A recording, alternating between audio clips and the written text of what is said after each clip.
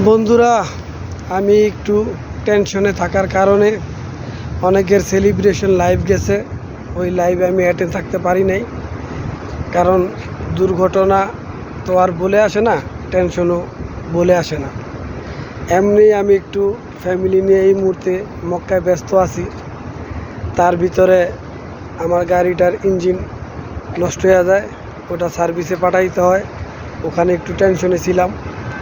আবার কোনো এক কারণে আমার ব্যাংক অ্যাকাউন্টটা টেম্পোরারি ব্লক করে দিয়েছিল, ওটা ঠিক করার জন্য আমার অনেক দৌড়াদৌড়ি করা লাগতেছে, এখনও ঠিক করতে পারি নাই।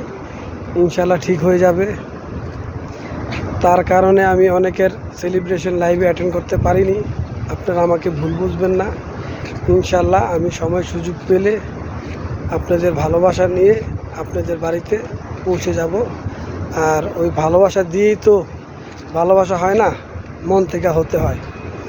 বিপদ আপদ সমস্যা অনেকেরই থাকে। এই যে আমার বাপ জানে আমার পাশে আছে, এই জন্য আমি সাহস করে এখন চলতে পারতাছি। বাবা, ও বাবা, ভালো আছো? তাই কেউ আমাকে ভুল বুঝবেন না, সবাই আমার পাশে থাকবেন, ইনশাল্লাহ দোয়া করবেন আমার এই সমস্যাগুলো যেন অনেক দ্রুত ঠিক হয়ে যায় এবং আমি ঠিক করতে পারি। আল্লাহ যাতে আমাকে ওই তৌফিক দেয়। আল্লাহ হাফেজ, ভালো থাকবেন।